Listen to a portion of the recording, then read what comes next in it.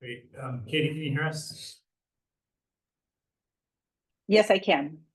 Great, we can hear you now too. So it is 5:30. We'll convene the meeting.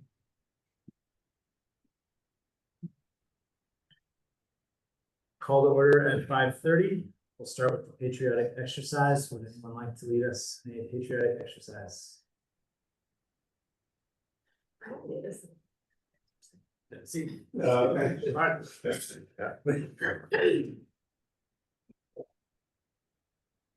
Was allegiance to the flag of the United States of America, to the republic which stands one nation under God, indivisible, with liberty and justice for all.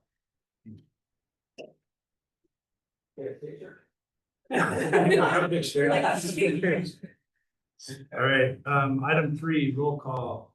Trustee Mustafa. Biscotti. I'm here. Doug Brown here. Trustee Jay by Zoom. I am here. Great, and Trustee DuBois is not in attendance this evening. So 4 of us present, we have a quorum. We'll move on to the approval of the agenda. I would like to, sorry, no, I don't have any changes. Would anyone like to move approval of the agenda? Or would anyone like to remove anything from the consent agenda? I'll move to approve the agenda. Okay. All those in favor? And I'll note, we need to do roll call votes tonight since we have one trustee remotely, so I'll just call the votes. Nicole? Aye. Chaitanya? Aye. Aye. And Katie? Aye. Okay, so four votes for. Carries, approve the agenda. We'll move on to public statements. Public statements related to agenda items. I'll explain how we do this. If you have a public statement related to an agenda item and you haven't already, please provide a blue card. We'll let you speak at the beginning of the item before we discuss with the board and before the presentation, so that the speaker may respond to any comments that you might make. So that's as we always do, and time is limited to 3 minutes.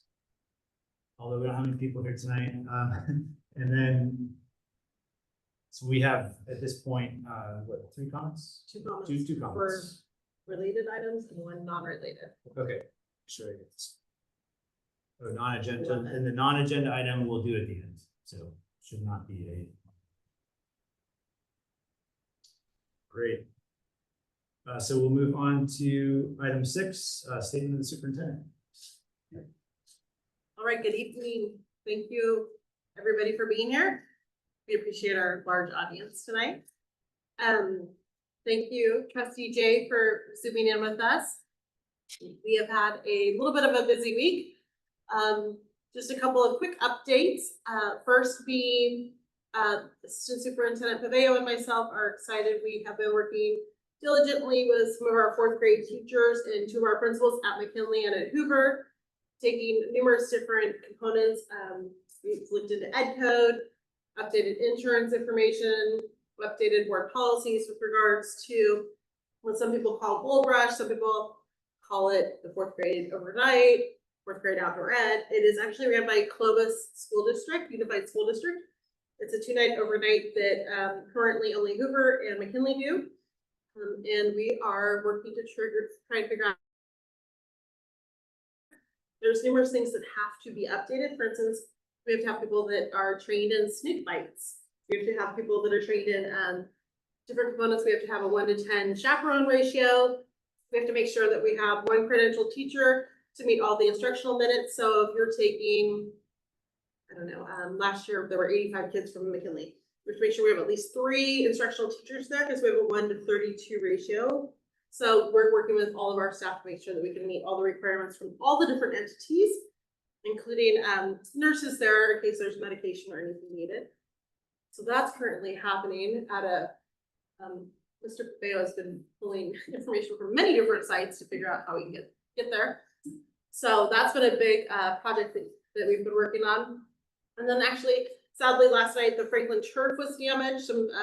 Somebody had dragged some of the bleachers along the Franklin turf.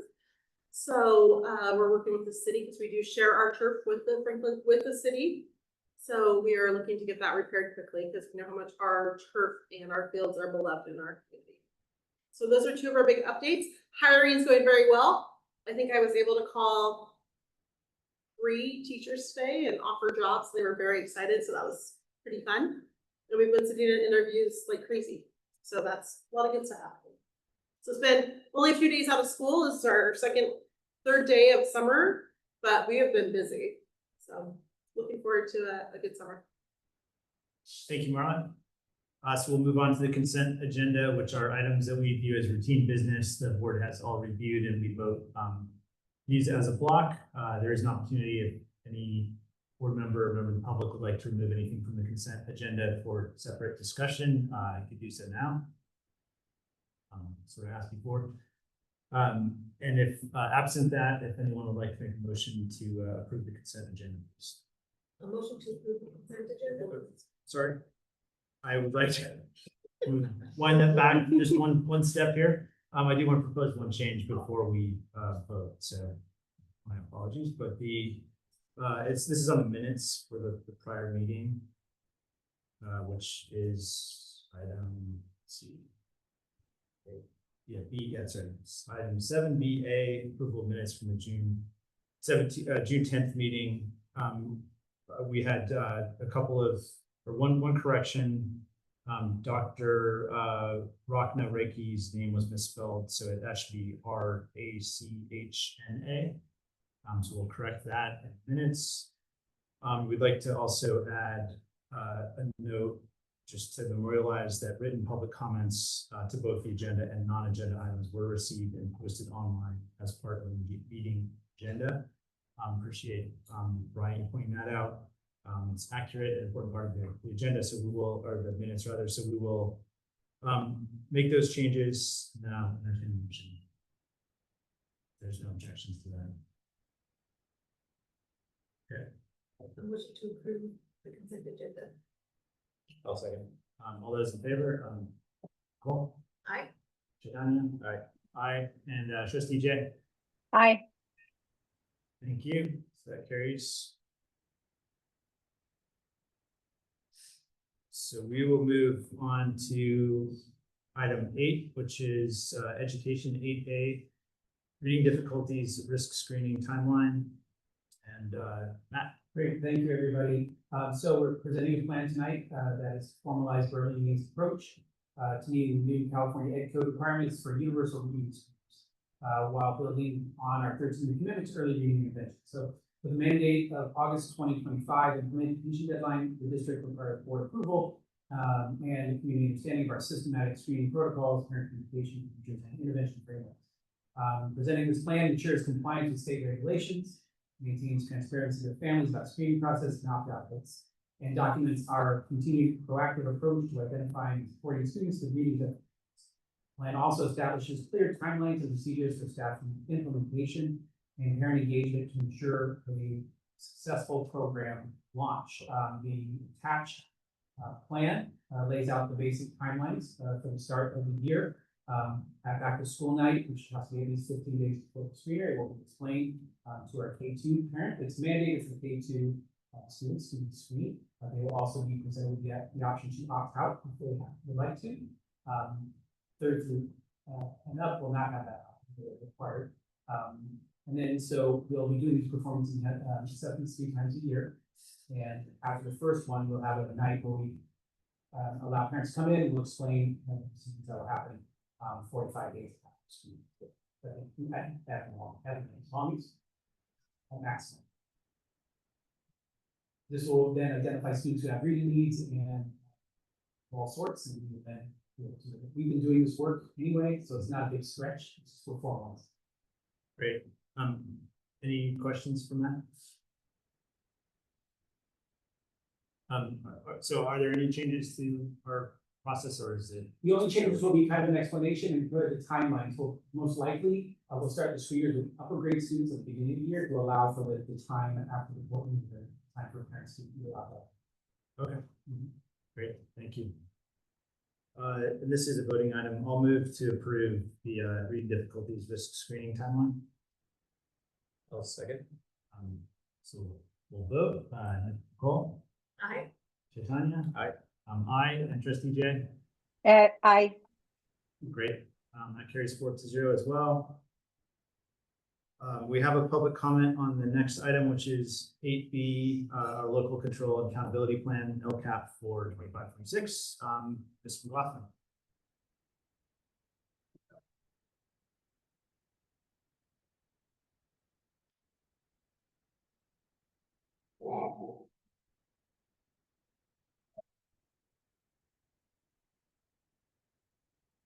Good evening, trustees.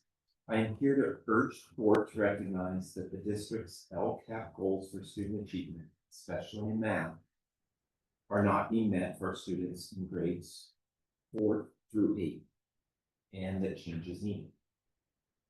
I've given you a chart that's similar to a chart I gave you in May, and this is a chart of the most recent 8th grade cohort. So it's there's trend elements that are very similar to the most recent 5th grade cohorts, and that in the same scenario, in the same pattern, the most recent 8th grade cohort, when they were in 3rd grade, their performance was very close to their peers in Hillsborough. But unfortunately, between the end of 3rd grade and 8th grade, that gap extended quite a great deal. The LCAP aims for 80% of students to meet or exceed math standards, and to close the achievement gaps for English learners, socioeconomically disadvantaged students with disability. Yet the data show a steady and troubling decline in math performance from 4th to 8th grade. BSD students are lagging behind that pace. Studies show that tailoring math instruction to meet students' varying levels of learning needs leads to higher achievement, increased motivation, and deeper engagement for all students. And I've given you 2 very recent citations of articles discussing and detailing differentiated learning is the concept. So the status quo is failing Burlingame students, and I call on the board to immediately begin offering challenging math courses at BIS, including geometry. And it's a philosophy of, instead of just taking maybe students that are near the Lease performance, taking a different philosophy, and that is everyone should try and maximize their potential. It's taking an approach where everyone should get to do their best and have an opportunity to achieve the highest stars that are in their trajectory. 2, I strongly urge you to implement modern educational platforms. And we've talked about UC Scout, which is a free platform available to the district. Alex.com it's published by McGraw-Hill. It's far superior to the program that the district uses. It has a lot of AI built into how it gives instructional to students. And then there's SparkSpace by one of our very own Burlingame, founded and run by one of our very own Burlingame parents. And then I strongly urge the district to honor the staffing agreement with the Burlingame Education Association at BIS and honor the 1 FTE for 24.5 students. The March 25 officials presentation seemed to suggest there might be some misclassification of music teachers that is going on. And then 4th, establish accountability for math outcomes, set clear and public benchmarks for improvement. Thank you. Thank you, Brian. Appreciate it.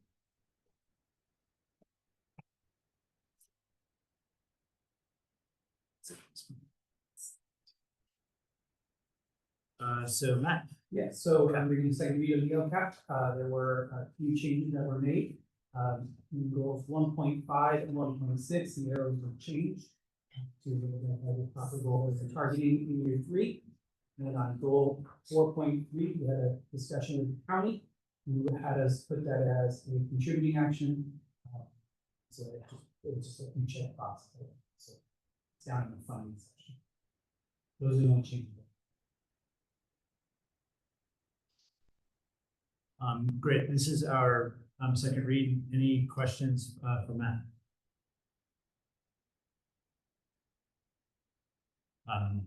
Katie's shaking her head. Okay. All right, I have no questions either. Is there a motion to approve? A motion to approve. I'll second. Nicole? Aye. Aye. Aye. Katie? Aye. Great, 4-0. Moving on to 8C, this is the federal addendum to the LCAP. Matt, please describe what. Yeah, so every so often we have the addendum that needs to be made to most likely for funding purposes, most commonly. This time we received Title I funding that we used for EIS, which was a substantial change. So we had to include a federal addendum to our LCAP, which just explains what are you going to do with that funding. That as well as here, added in middle school into our basic. Thank you. Questions? Katie, any questions? No? Okay. I'll move approval of the federal addendum to the LCAP. I'll second. Okay. Roll. Aye. Tanya? Aye. Aye. And Aye. okay, 4-0. We'll move on to item 8D, which is the instructional continuity plan. Yes, I get this one. I will be speaking of this tonight for Deputy Superintendent Don Spatina, who is unable to be here this evening. The BSD Instructional Continuity Plan is a plan that all of the district has worked on, all 7 school sites. Should something happen that we very quickly need to pivot and go into remote learning again, this is a plan that will be put in place and we can quickly be able to enact it. It has been vetted throughout our district and taken to all 7 school sites and their school site councils and voted on by all 7 school sites. You will see the dates where everyone voted on it. And it has also been looked at by some of our targeted population groups. So Deputy Superintendent Spatina has brought this forward tonight for the board to approve it. It does need to be approved by June 30th so that we can have it in place by July 1.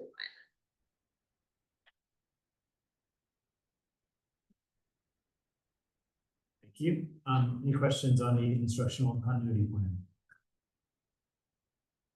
Is there going to be any like set of changes or rollout changes that need to happen in between, like after we approve it and like dispersion of information to people that will be implementing it or anything like that? We hope we never have to implement it, but every school site has their supports for it, but there are things that we're also backing with regards to technology, buffer rollouts and all the sites, what they would need with regards to QR codes and making sure that people have their access to it.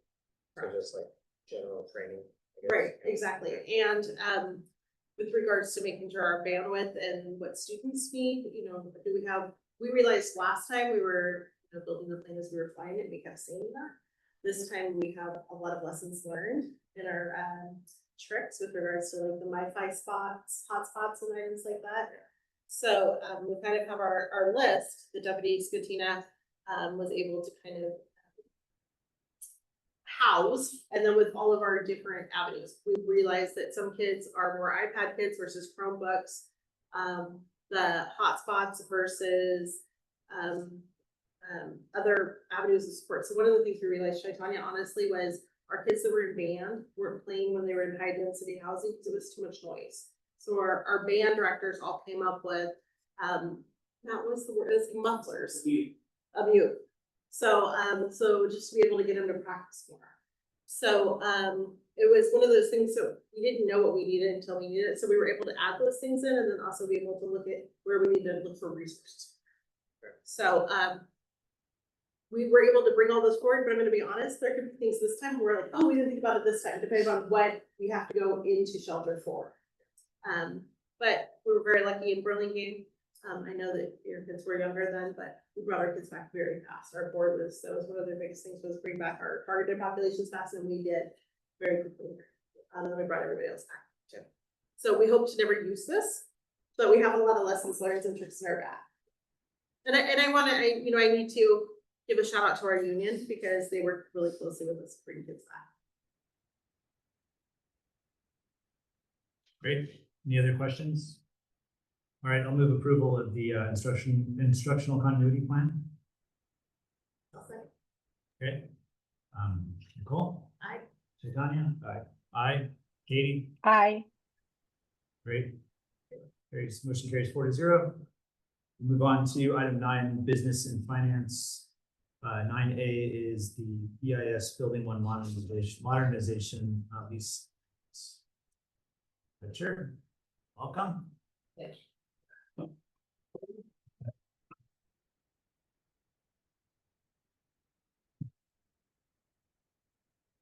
you. Good evening, trustees. I was told long ago to either never or always start a presentation with an apology. And I can't remember which, so I'm gonna go with always. And apologize because there is a typo in the write-up for the exhibit that you have. The exhibit says that these alterations, the reason for these alterations is that in the interim, the building, building 1, will be unoccupied for the 2025-26 school year. It should say the building will be reoccupied for the 2025-26 school year, which is the reason we're asking for approval for these interim repairs that need to be done in order to reoccupy the building. So I apologize for that, in case that caused confusion. But the two significant bits of alteration include, as you see in the proposal that we have from Modernization Builders, who is the leaseback contractor for BIS building, include replacing the transformer that is serving the shop classroom, and then it also includes installing a new passage door between what is going to be the interim reception or admin area for the BIS staff. As recall, also happening at BIS this summer is going to be the admin building alterations, which includes the exterior shell. So in doing that, we have to vacate the admin building. We're going to relocate staff over to building 1, which will be the major portions of the reoccupying that building. And in doing so, we need to create a sick area for the admin staff to be able to monitor the job that needs to have a rest area. And the best place for that is immediately adjacent to that reception area that we're going to have in building. But we need to cut a door. And cutting that door also includes removing some electrical that is on that is the wall, including lighting that's on the opposite side of that wall. So it is rather involved, which is why you see the price tag of some $60,000 for that by Modernization Builders.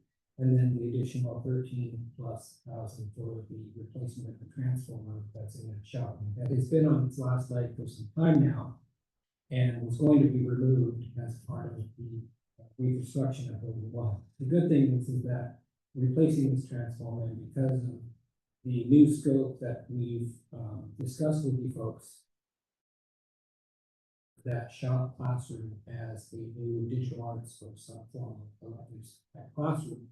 The classroom will generally stay in its existing configuration, so therefore that transformer that we're putting in now as a replacement will be able to continue to serve the building. So it's not fully wasting cost, it's just creating that piece forward so that we don't have a transformer that's humming louder later in the future and speed. So we're asking for approval on this lease amendment, which we're calling lease amendment 1, for the leaseback contract with Burlingame Builders for those two portions of scope. Is this effectively a change order? Is that the same, different terminology, but Essentially, yeah, it's basically moving forward. If you recall with the leaseback contract, you typically put the lease in place, and then oftentimes The first lease amendment, as it's called, might include demolition of some structure, like we did for the SRC. The lease amendment one was for demolition of the old gym. Sometimes lease amendment one is strictly the GMP that you go through and bid with the selected developer builder. And that might be amendment number one. In this case, we're doing this pre-occupancy or pre-construction work with building builders to do this work. Lease amendment 2, unless there's something else that comes into need, lease amendment 2 would be the demolition that we design what the legal is going to be. Amendment number 3 might be the final GMP option. Got it. So yes, in short, it is So it's change order. it's pre-work. Got it. Okay, thank you. The lease back terminology always confuses me with it. I'm sorry. Yeah, and that's why we have to, we try to be very careful by referring to our builder as the developer builder. They're not the contractor. Payments are not payment applications, they're lease payments, etc. So there's all that information you have to be familiar with. Thank you. Any questions for Richard? Okay. Katie, no. Great. Well, I'll move approval of 9A, the BIS Building 1 Modernization lease amendment. Second? I'll second. Okay.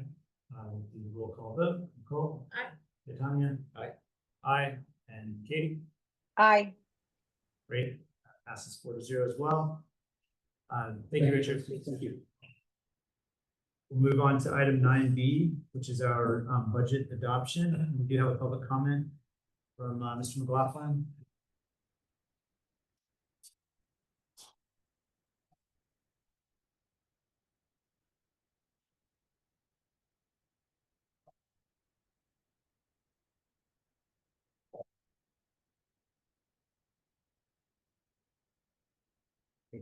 The Burlingame School District Wellness Policy 5030 states that nutrition education will be covered at each grade level and shall include, but not be limited to, information about the benefits of healthy eating for learning, disease prevention, weight, and oral health.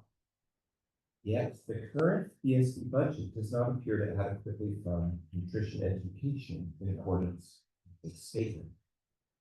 At the same time, the board has directed the district to promote weekly consumption of 16 ounces of sugar-sweetened flavored milk per student in PNS per week.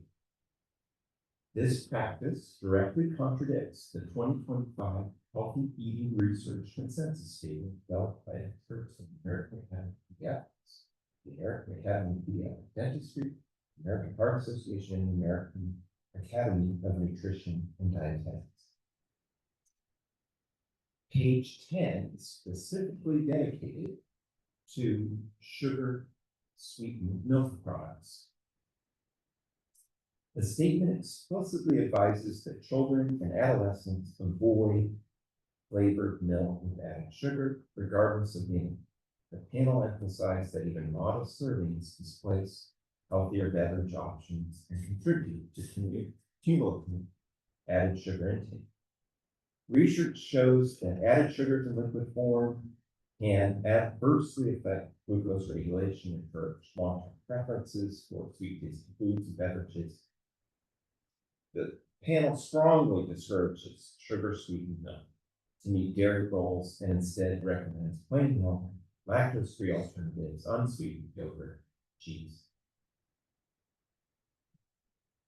Given the consensus on the risks of added sugars, including those in sweetened dairy products, it is troubling that BSD continues to promote their consumption during school hours. If you, the trustees, choose to maintain practices contrary to national expert guidance, you have an even greater responsibility to educate students about the health implications. This is not optional.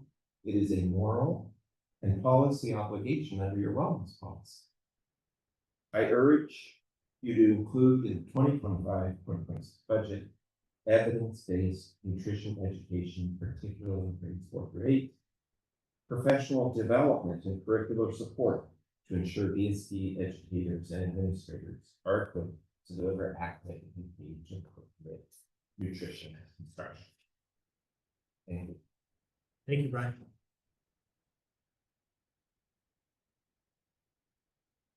All right. So Marla, are you taking this one? I am. Yes, thank you.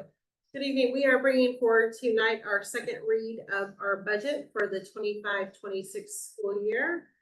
And going forward, just in talking about the different avenues, you will see that the county has looked over our budget and they are happy with where we are at, and they have given us a positive certification.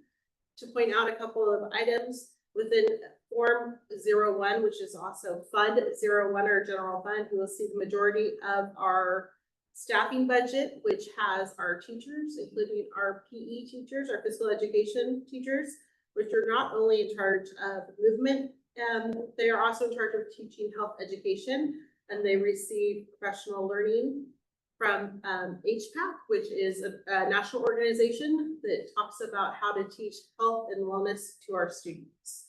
And all of our students in Burlingame, thankful to our generous foundation, receive that from TK through 8th grade. And those are state standards for physical education, including health and wellness. They also receive health and wellness education throughout their science curriculum that was recently board adopted. You will also see that we have our student activity, special reserve funds, our child nutrition fund, deferred maintenance, special reserves for other capital outlay, our building fund, which is our bond fund, capital facility funds, special reserves, which, as I talked about earlier, our turf fund. So the city and the district both split the cost of replacement turf. So we put money away together in there. Our bond interest and redemption fund, retiree benefit fund, which is where we put money off for our staff that have retired. Our private Osberg Trust Fund, for those of you that had the wonderful time at the 8th grade promotion last week, you heard about the 2 students that received the Osberg Trust Foundation awards. We have our funds that show our average daily attendance, and that is how we get funded. It depends on how many students come to school, so that's why we always talk about people coming to school. And all of our backup, including our multi-year projections, our cash flow, interfund transfers, our budget, and our estimated actuals. So tonight, based on our conversation with the county and everything else, we are bringing forward a positive budget, and we look forward to being able to implement it starting July 1. Thank you, Rob. Any questions on the budget? I know we had a presentation for the last meeting, but any questions or comments? Katie? No? Okay. I'll just make the same comment I made last week because I think it's important. We do, it is a budget includes a 3-year forward multi-year plan projecting our results for this coming year and 2 following years. It was accepted by the county. It does keep our reserves above the state minimum, but it does show deficit spending in our unrestricted fund for each of the next 3 years. So I just want us to all be aware of that we will have trade-offs and decisions to make to eventually close that. And I'll also point out it does not yet include salary increases for the next year. So that's something we also have to pay for. So I said that same thing last week, but just want to make that comment. And I will move adoption of the budget. Is there a second? Well, second. Great. Nicole? Aye. Chaitanya? Aye. Aye. Katie? Aye. Great. Motion passes 4-0. Let's move on to 9C. This is the consolidated application reports for title money, I guess. Yes, correct. Okay, so this evening I am bringing forward our CARS apps, which it's also known as the Consolidated Application Reports for the 23-24 school year, the 24-25 school year, and 25-26 school year. So attached, you will see the 3 separate school years along with our application for funding for the 25-26 school year. From Title I, it is $93,732. Title III immigrant, $17,679. Title III English learner, $56,035, and Title IV is $10,000. As Mr. Paveo stated earlier, this is directly tied to our federal addendum, which tells you exactly how this money is allocated and how it is used. Thank you. Any questions or comments? Okay, I'll move approval of the consolidated application reports. Item 9C. I'll second. Okay, roll call vote. Nicole? Aye. Jatanya? Aye. Aye. Katie? Aye. Aye. Great. Motion carries 4-0. Item 9D is the resolution governing board authorized signatures. Mara? Yes, we are bringing forward an updated resolution of board authorized signatures as of July 1 for approval. Great. And then the authorized signatures are Marla, Dawn, and Matt. Correct. Great. The comments? Okay, I'll move approval of 9D. I'll say it. Great. Nicole? Aye. Tanya? Aye. Aye. Katie? Aye. Great. Motion carries 4-0. And that concludes our items, but we'll move on to statements of board members. Start with you, Nicole. I graduated from my main program. Oh, good job. That is my statement. I have nothing to report. Okay. I'll just say I attended 2 promotion ceremonies on Thursday for my 5th grader at Lincoln to go to BIS and my 8th grader at BIS to go to BHS next year out of the district. So just want to thank everyone for all the work and effort that went into putting those promotion ceremonies together. Huge amount of effort from the PTA and teachers and staff and everyone. So both of the 2 I attended were huge successes. So just want to say thank you for that. That's all I have. Katie? Yes, just 2 things. I think we probably all second your comments about the BIS promotion, all having been there, and just to see our whole Burlingame community come together to promote these kids off out of BSD onto their next things was just so great to be there. And then the other thing, I just wanted to give a big thank you and shout out to everyone who was working so hard behind the scenes on Gold Rush. Marla and Matt, I know, have been working really hard with the site administrators at Hoover and McKinley and with the teachers at Hoover and McKinley to really figure out ways with all the new things that have come sort of into play for this next school year, and really figure out ways to make it work. So I just wanted to thank everybody for everything that they're doing behind the scenes to figure out ways to address some of the things that have popped up and take it from there. So I just wanted to thank all of you for that. And that's all for me. Thanks, Katie. And for anybody that couldn't hear, she had 2 comments. Seconded my comments about the promotions and thanking everyone for working on the promotions, and the second one was with respect to Gold Rush and thanking Marla and team for trying to figure out a way to make that. All right. Now we'll move on to public statements related to non-agenda items, and I know we have 2 of them. We'll start with is it 11? Stefani? Levon.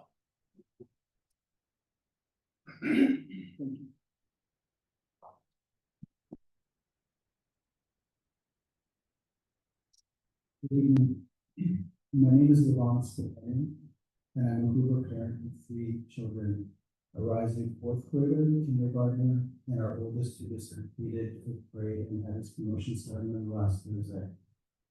On behalf of the Hoover community, I'd like to thank Superintendent Dr. Silversmith, Assistant Superintendent Matt Vale, and members of the Board of Trustees for listening to our concerns by an email sent yesterday regarding the potential elimination of the 4th grade gold country trip, and for working behind the scenes diligently these past few days to get us to a yes.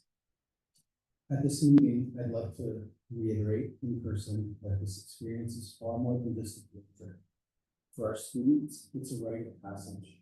It's something they eagerly anticipate and something they carry with them as a highlight of their elementary years. The trip brings history to life and fosters independence, teamwork, and a love of learning in ways that can't be replicated in the classroom.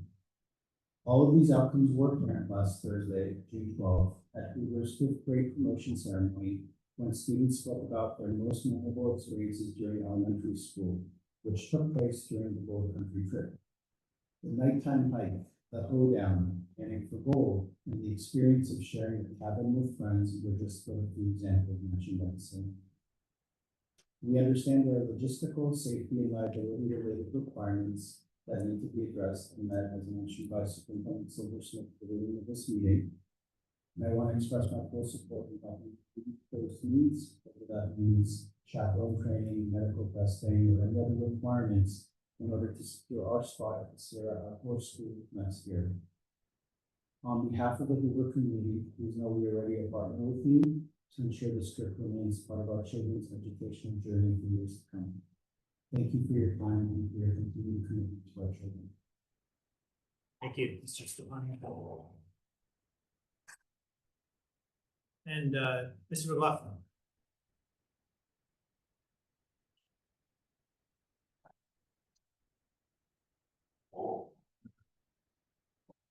So, Trustee Mustafa knows that I'm a PTA Council Treasurer. And in that role, I review budgets, including attendance, and from all of the unit PTAs. And so far this year, for the 25-26, every PTA unit has set aside funds for a potential parcel tax measure. And this is really significant because for GG, the PTA units set aside over $20,000, more than a third of the campaign budget for Measure GG. And that was raised in kind of a frantic mode in September last year. This year, the money's already set aside. I mean, the checks could be written July 1st. So we're in a very, well, we're just, Trustee Brown mentioned, deficits and stuff, and you have 7 PTA units that are saying we're here to support, and the concept is probably combining L and GG and extending and maybe adding and helping that situation. So, but I'm here as an individual, but I'm just saying that reporting facts that there really are 7 that are here and want to support you, and obviously they want schools to be able to perform at a maximum level, no matter how do that. Thank you, Brian.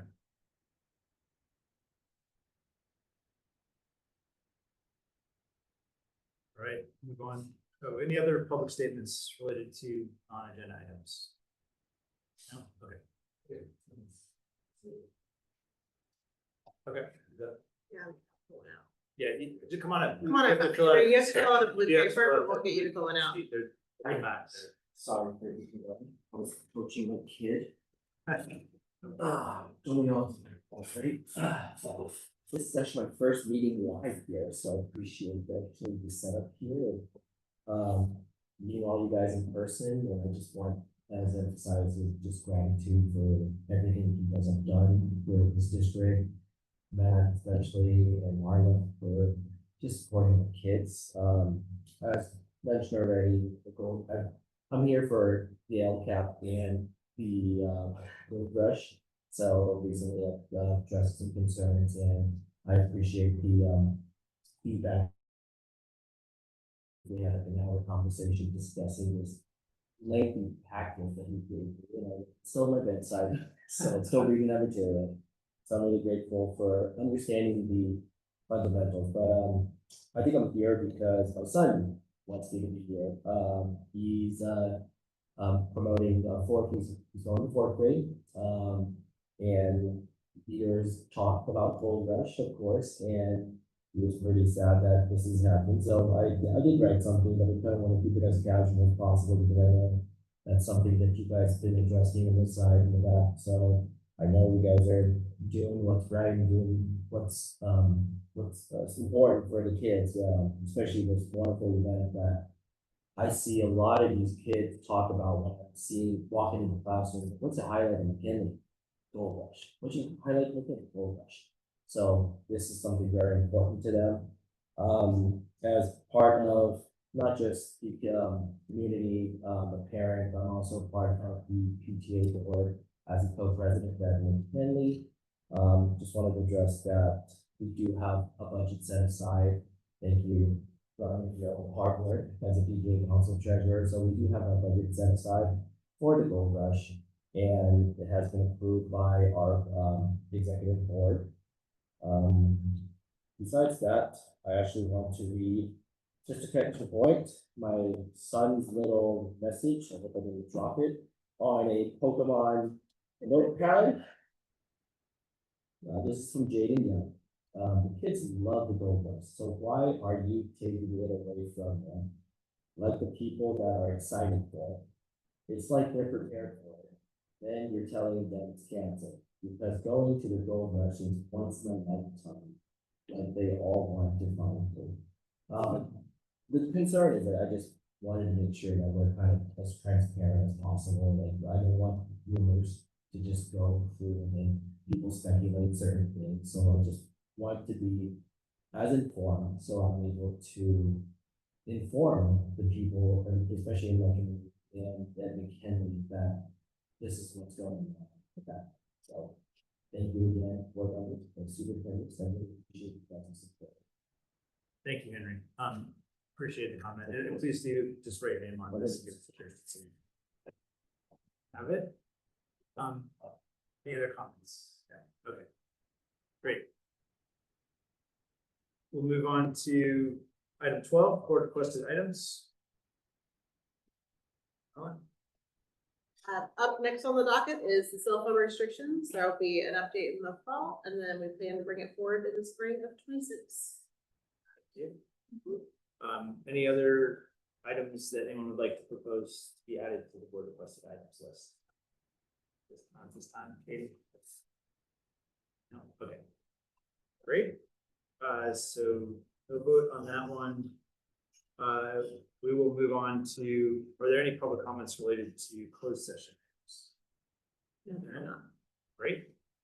In that case, we will recess to closed session and reconvene and end the meeting, but this will conclude the public portion of the session.